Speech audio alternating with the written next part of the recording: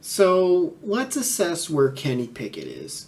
So Kenny Pickett, from when I'm recording this, has yet to face the Philadelphia Eagles. So the most recent game was the Miami Dolphins, where he threw one touchdown, three picks, one not really being his fault because it's a defensive pass interference that wasn't called. The other two completely his fault. And the other two that were completely his fault came when that was the last thing that the Steelers needed. So, yeah, he throws it one to Javon Holland. Great safety. Amazing safety. He threw it a little too far to the left, I feel like, which was Deontay Johnson's right. Had he thrown it more the other direction, I think Holland probably only gets a pass breakup, not a pick, or it's like a diving pick, and he's not able to get any run after the interception, I guess. He's not able to get any return yards on it. So, that one, it's his fault. Better placement, or just don't throw that, because at that point, I believe the Steelers were in field goal range. And it's 16-10. Even if you don't get it, kick a field goal, now you're down by 3. And that proved costly based on the next drive where Kenny marched him down the field again. And he had the ability to do really one of 3 things. Take off running, which I think is what he should have done. He had Najee going. He possibly could have just like a short pass over the top of the defender that was running after Najee, and maybe he gets the catch. Or what he did, he threw it, downfield, tried to get it to the end zone, forced the issue when there was somewhere in the 20 to 30 seconds left, where he easily could have ran and gotten out of bounds and gotten the first down. And he threw the pick there to number 9, who has a very hard last name to pronounce. But number 9 made a great interception as well. So that was what killed it. Plus, since number 9 intercepted it in the end zone, it was a touchback for Miami. You can't even be like, okay, well, they're at the 1. Can we get a safety and do like a Hail Mary? No, it's a touchback, so now they're at the 20. So it's 1 kneel down and the Miami Dolphins won. So, in theory, had the Steelers had Kenny not thrown that second pick, they take a field goal, then maybe he's a little more cautious. He knows he doesn't need a touchdown. And he's like, okay, let's get the field goal. Because at that point, even if he doesn't get out of bounds, you got 20 seconds to get everyone set, clock it, and send Chris Boswell out, and it's overtime. Who knows what happens after that? Because the Miami Dolphins didn't score a single point in the second half. So, even if Miami gets the ball, there's no guarantee that they would have gone down the field and scored. So, how has Kenny performed so far? First start in Buffalo, which I went to that game. Not good. Well, let's back it up a week before that to where he comes into the second half.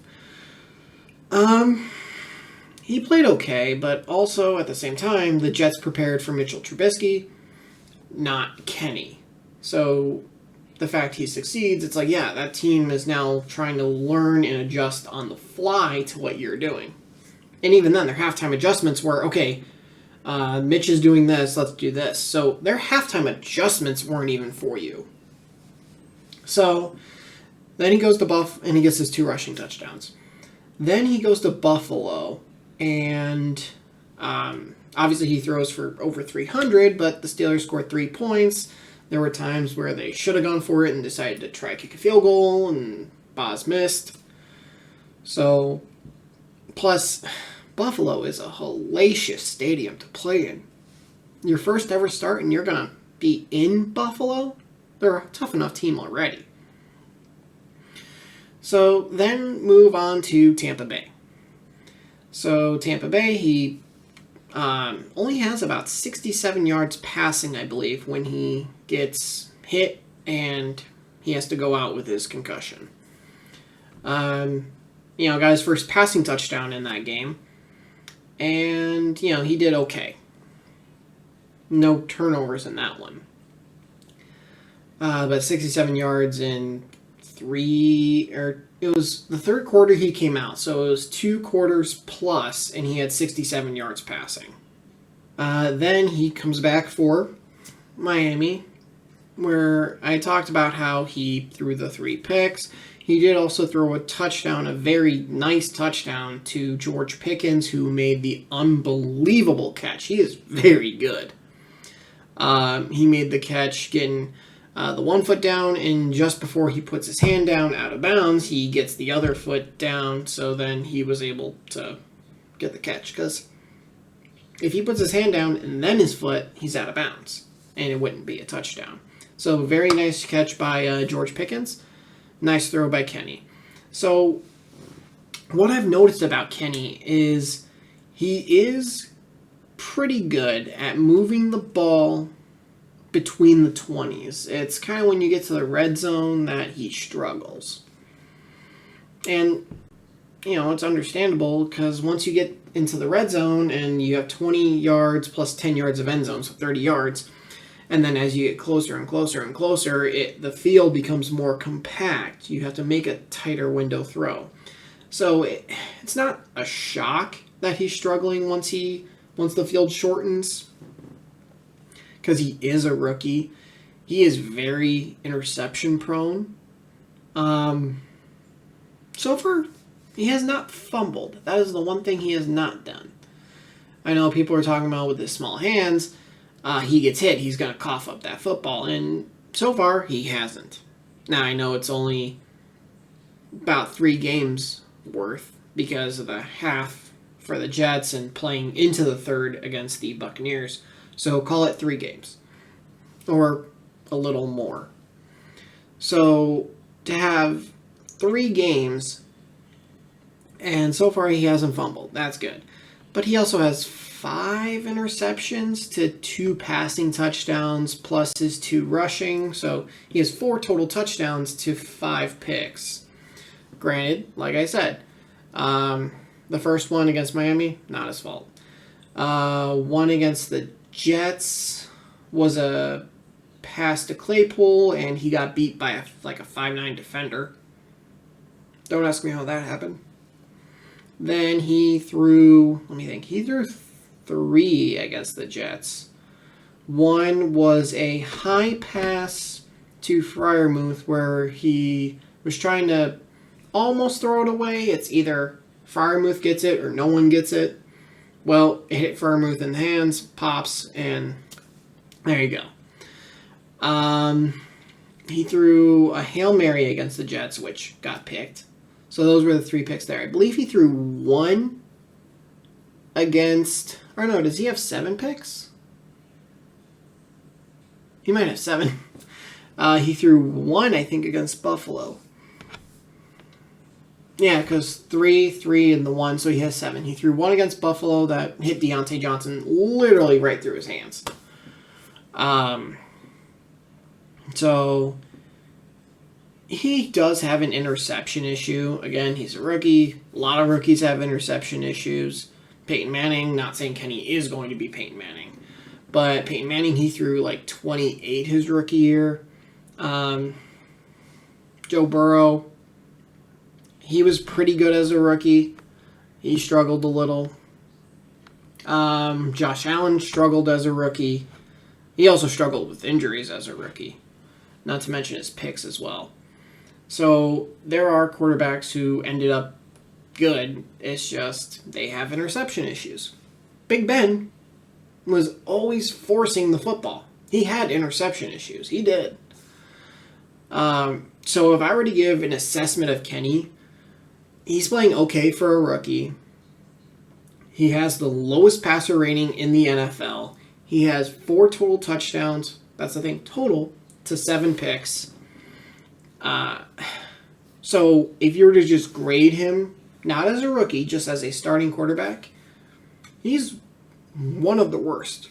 Now, he is able to use his legs. He's able to use his mobility. Fun fact is that if you were to take Kenny Pickett's 40-yard dash at the combine and Josh Allen's 40-yard dash at the combine, Kenny Pickett actually beats out Josh Allen by about a tenth of a second. I believe, let me think, it was Kenny at 4.67 and Josh at 4.76.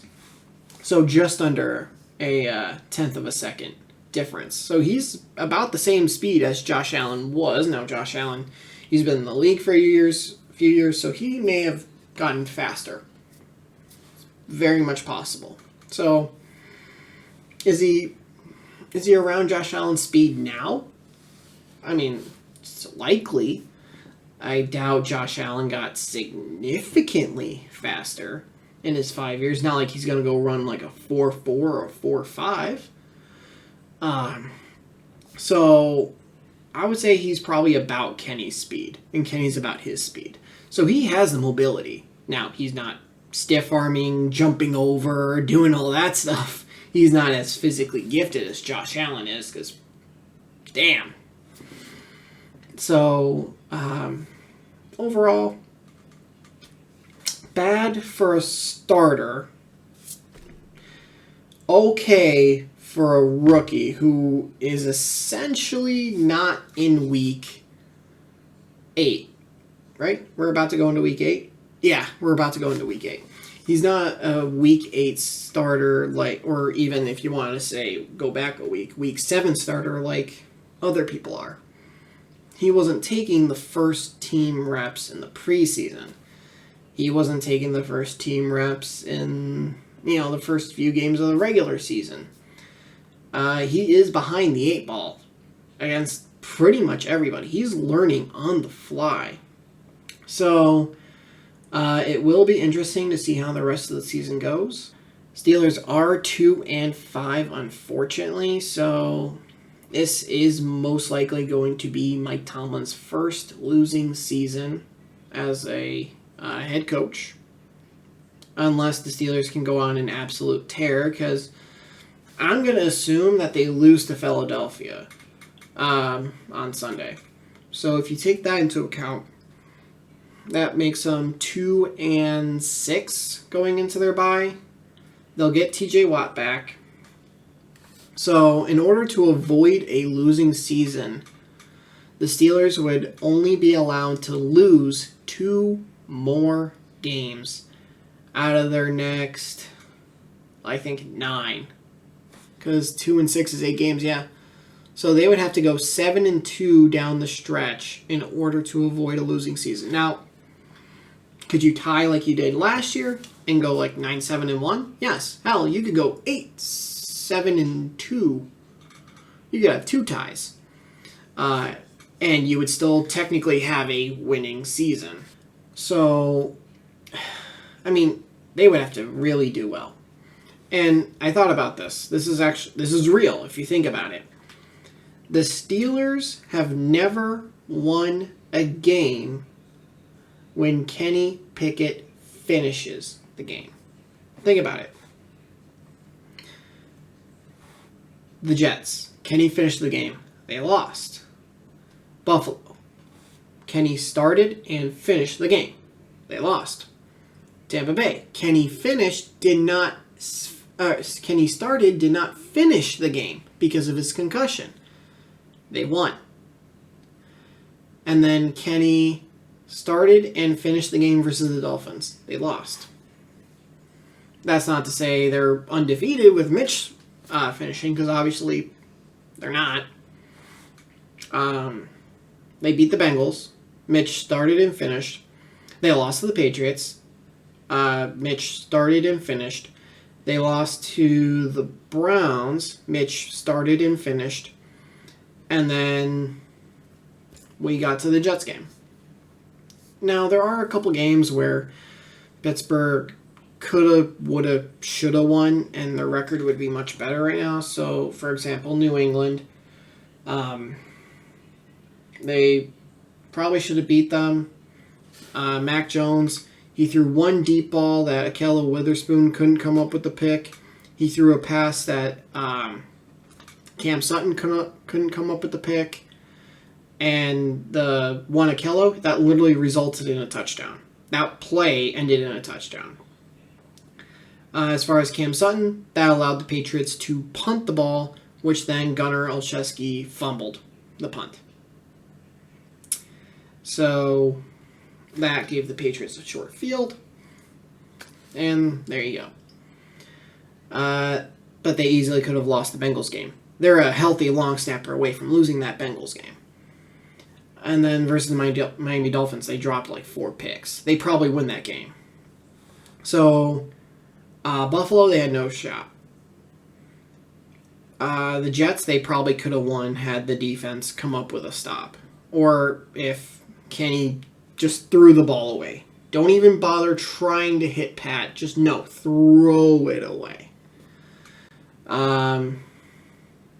They have the possibility of being... Give me a second, I'll do the math. So, realistically, if the things go the Steelers' way, I say they still lose versus the Browns, they still lose versus the Bills. The Bills wasn't even close. The Browns, they mostly got manhandled for the majority of it. So, but at that point, they'd be 5-2, not 2-5. And then say you wanted to say, okay, healthy long snapper, okay, they're 4-3.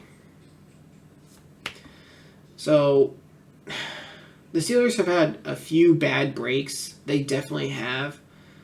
But even if they were to be 4-3 or 5-2, okay, say you finish the season 10-7. Because the back half of their schedule is definitely easier than this first half was. So let's say 10-7. You're just going to get smacked in the playoffs anyway. You would face either a Kansas City. You're not beating Kansas City. Buffalo, we saw what happened. I don't think they could beat the Chargers. I don't think... Let me pick a team in the AFC South. Probably the Titans, I would say. You're probably not beating the Titans. You're not... I mean, who knows about the teams in your own damn division? Because that division, oh my god, the AFC North. That's just a mess. The Baltimore Ravens are playing right now versus the Tampa Bay Buccaneers. And last I saw, the Ravens were losing. I can double check that, but and it was the first quarter losing 7-3. But if you think about it, it's okay. It's like 3-4, 3-3, 2-5, 2-5. Well, 3-4, assuming the Ravens lose to Tampa Bay. But if not, they're 4-3. Okay, cool. Like, it's a bad division this year. I don't know what it is. And now that the Bengals, Jamar Chase, the news just came out today that he's out for a while, 4 to 6 weeks with his hip. Like, you know, what are you going to do? So, the AFC North is just a mess. Could the Steelers still win it? Yes. But they're just going to get spanked in the playoffs. So I'd kind of... This is tough because, like, I want the Steelers to do well. But if they get a high draft pick, it's a quarterback-heavy class, trade back. You know? Get players, get picks. So, man. I'd like to see Kenny.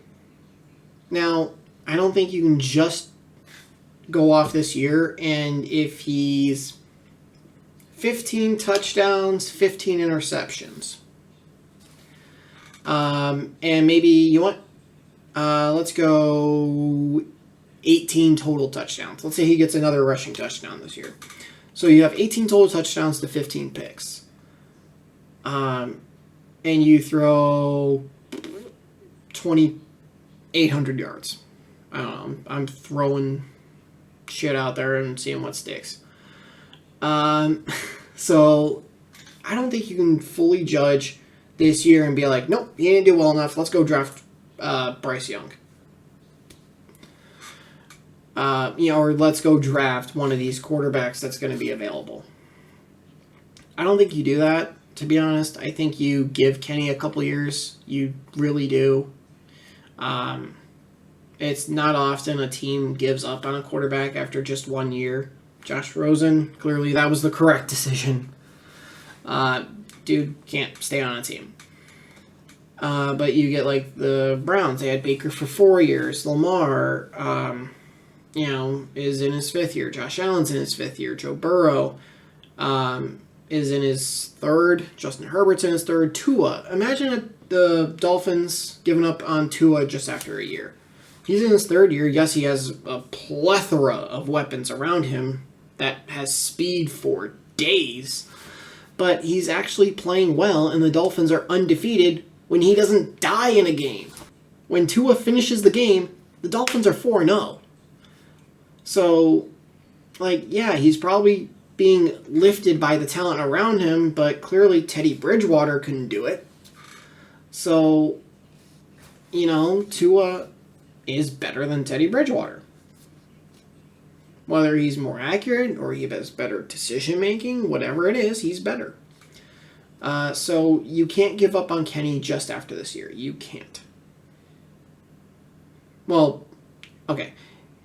You could, you shouldn't. You shouldn't just give up on a quarterback after 1 year. It's not often that it's done. Because they gotta learn. The Cardinals did it with Josh Rosen. But I can't think of other quarterbacks who have really just 1 year and gone. Sam Darnold got traded after, year 3? I believe. So he spent his 4th year in Carolina, and now he's still there in year 5. But you got to give Kenny time. You do. All right, so if you do enjoy the sports talk, leave a like and subscribe to the channel. It's right down there. Just, let me see. I think it's that way, right? That way? Yeah, it's that way. Little bell. You can turn on notifications as well. And then when I upload. Later.